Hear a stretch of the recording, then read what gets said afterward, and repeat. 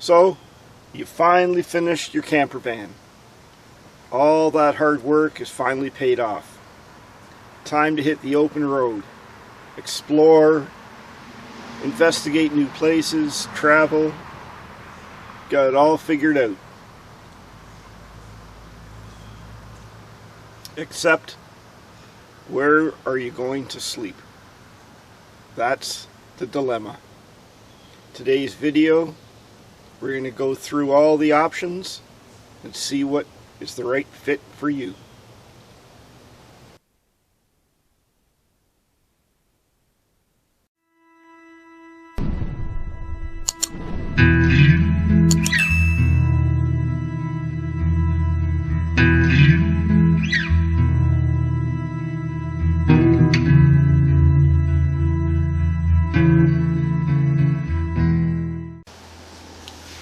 So, one of the questions we get asked all the time is when we travel and go across Canada, where do we sleep at night?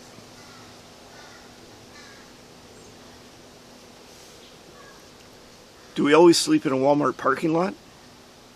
Do we get a hotel? So I'm going to go through some of your options if you're traveling or plan on traveling. You know, you've just built your new camper van. You're ready to hit the highway. Now all you got to do is find a place to sleep. So I'm going to break it down into two categories. You have inner city spots and you have open highway spots. So an open highway spot would be, for example, going across the Trans-Canada or the 401. And you have big truck stops. You know, they have big parking lots, they have lots of lanes, you'll see the white lanes for the big rigs. Remember, if you're going to park there, try not to use one of the big lanes, because those truckers are coming in and the last thing they want is they can't find a spot and they see that your little van is taking up a whole big lane. So try to go to the side and keep everybody happy. If you are going to go to one of the truck stops, you got to be a little wary, because often they are hubs or transfer hubs where, you know, one truck will come in with the trailer and drop it and take another trailer, and you know, you're trying to sleep and there's a lot of activity goes on in those truck stops at night. So, you know, just keep that in mind. Some of them are busy, some may not be. Another spot on the open road would be rest area. Usually a little pull-off right off the highway. Washrooms. Again, you'll see the big trucks are parked on the road. You'll see them all lined up. So try not to get in their way. Try to find a little spot off the side. Some of the rest areas will say no overnight parking. Most don't.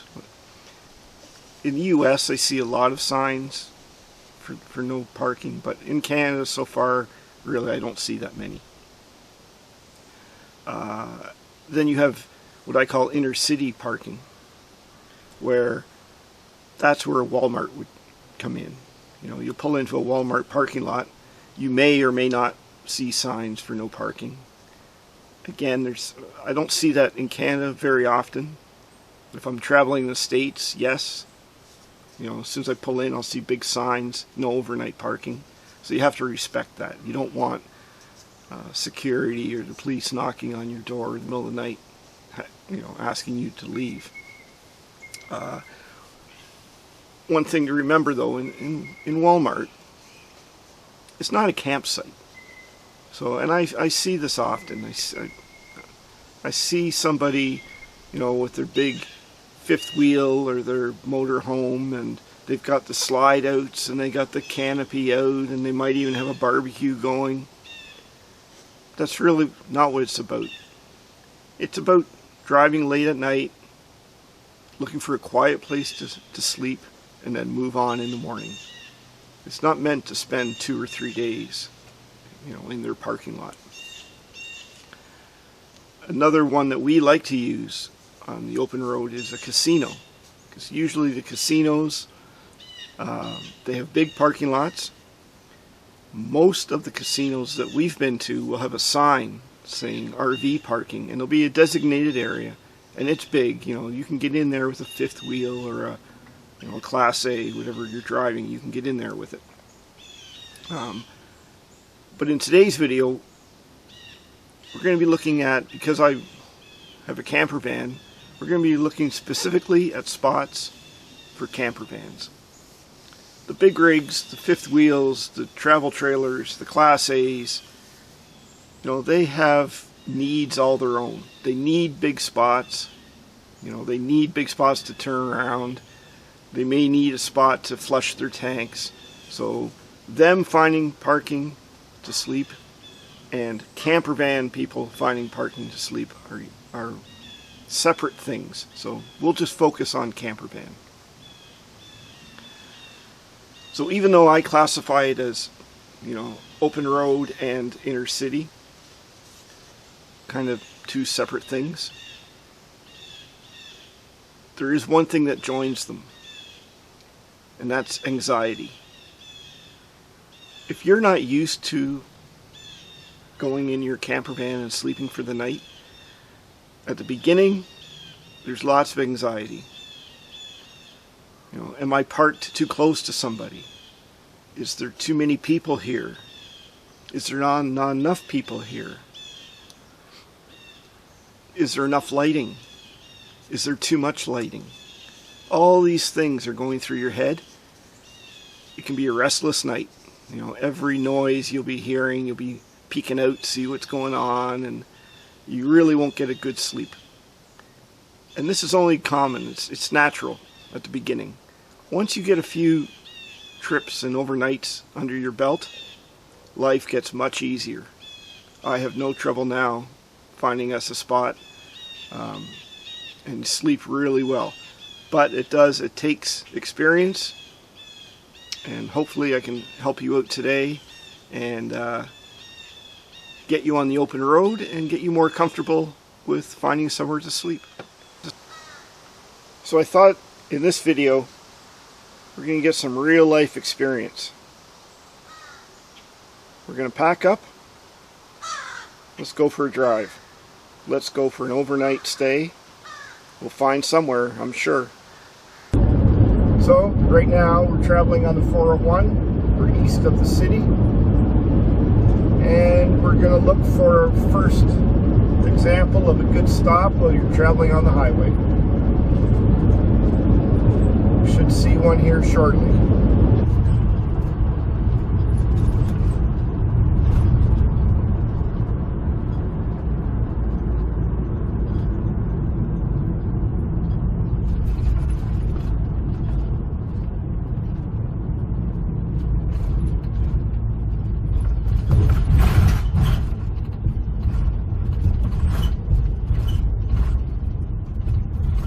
So the first stop is one of the en routes off the 401.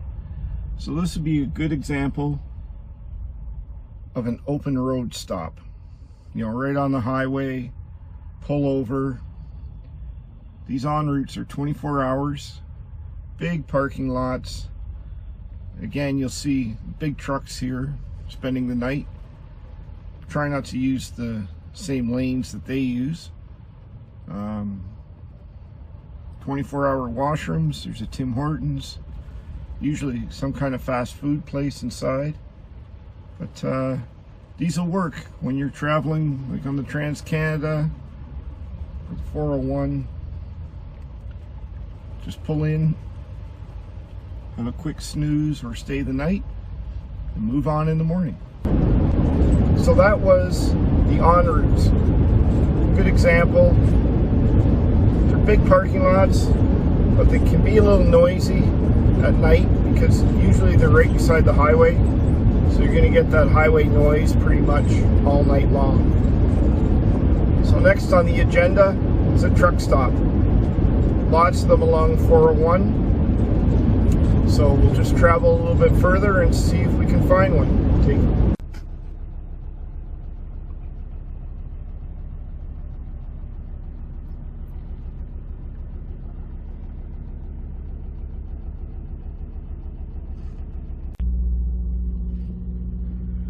So we made a stop here at a truck stop just off the highway.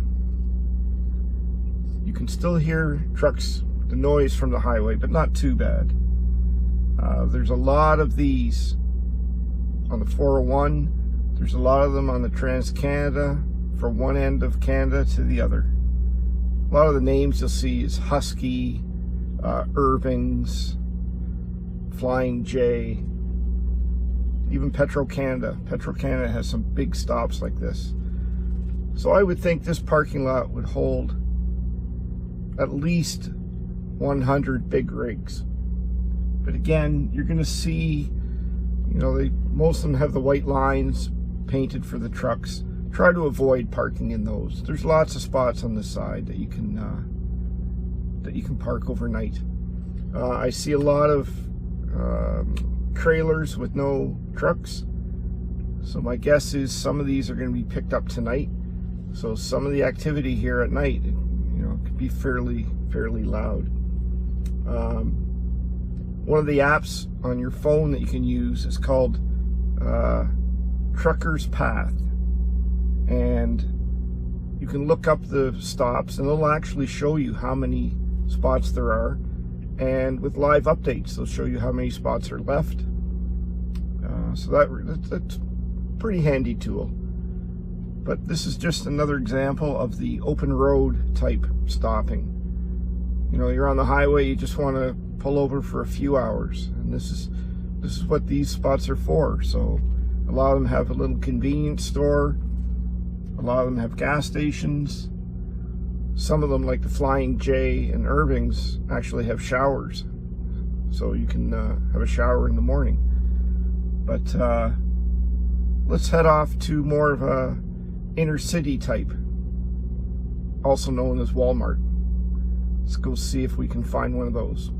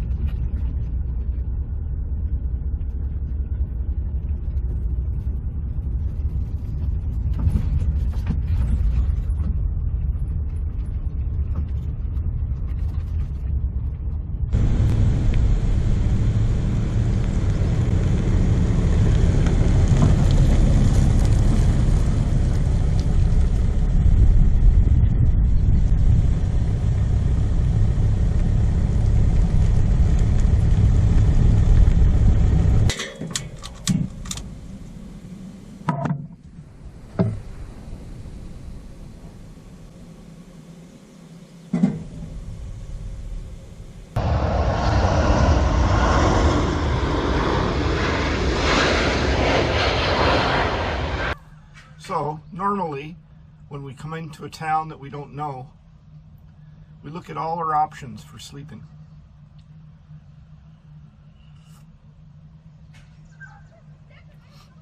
We could go to Walmart. This town has a Walmart. I really don't want to spend the afternoon sitting in a Walmart parking lot, so I usually will find a park somewhere, enjoy the day, have a coffee, and then get on the internet and we'll take a closer look at what options we have.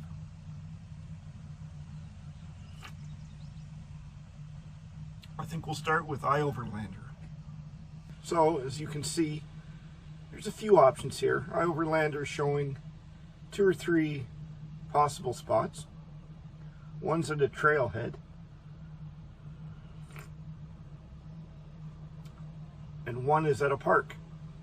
So have our coffee, and then we'll head up to the trailhead and see how that looks.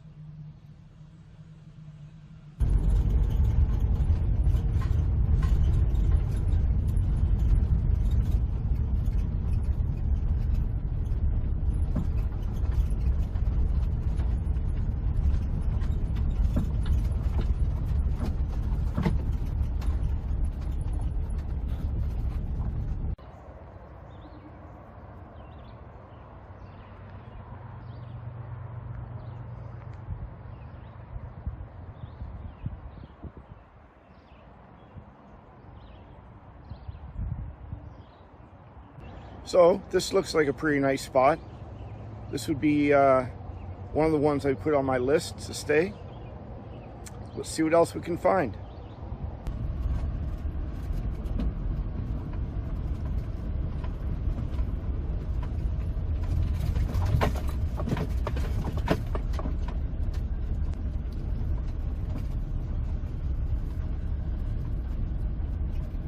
So this is another spot I would definitely stay for the night. Right by the water. See a boat launch nearby, so there might be some activity in the morning. But just another spot, nice and quiet here. Let's keep looking. One of the other areas I would look for is an industrial area.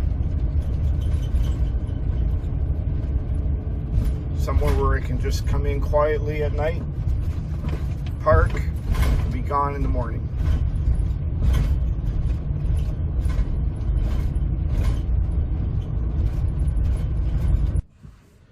So an industrial area like this, you know, it's not ideal. I can see already that there's many more quieter spots in this town. But in a pinch, I'll often look for tucked away buildings, nothing too secluded, and park for the night. Okay, so let's take another quick look at iOverlander. And okay, so there's another spot at a Centennial Park. Okay, let's go take a look.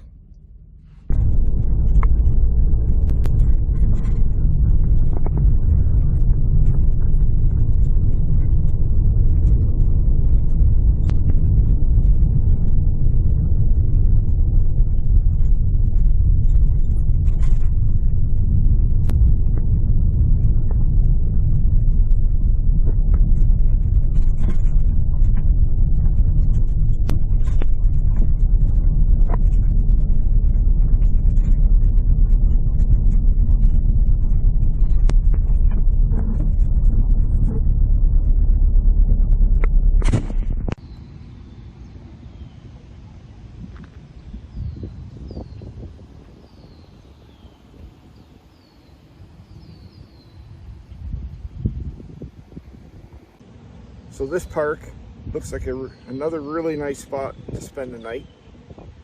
And if you roll into a town in the afternoon, you know, it doesn't take much. Just do a little bit of homework, find out what's in the area, go check out the spots, and then pick your spot for the night.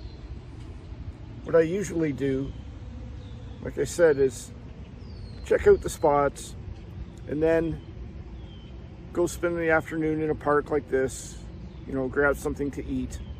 And then as it gets a little bit darker, I'll move into position into the spot that I picked. And that's it. Spend the night, and in the morning, maybe make a coffee, back on the road. Simple as that. One thing to keep in mind, you don't need to find the perfect spot, especially at the beginning. There's enough going on in your head with the, am I too close to people or somebody looking at me? That's enough anxiety for you. So you don't need to add the extra stress of finding the perfect spot. Just find somewhere comfortable, somewhere where you can spend a nice quiet night, not be bothered by anybody. And as you get more experience, you'll be able to find those spots much quicker.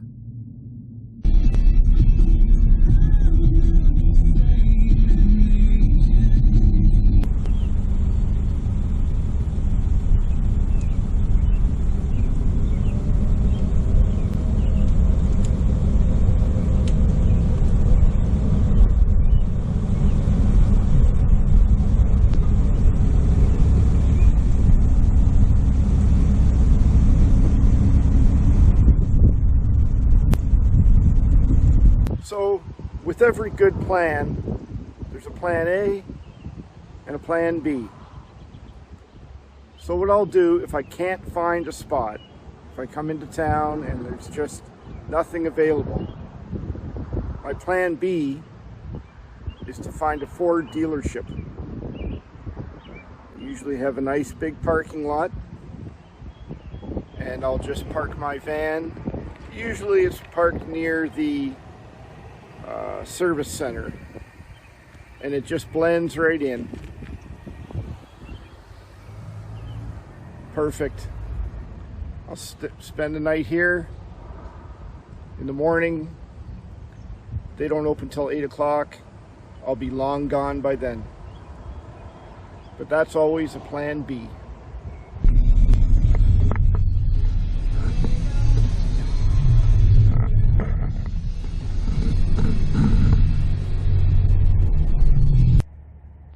Well, the final stop of the day is Walmart. Hopefully I gave you a little bit of insight that if you just do a little bit of homework, you can find really nice spots quite easily. I found 3 or 4 in this town with no problem. But we'll still spend the night here in Walmart just to give you an idea of what it's like to sleep in a public area.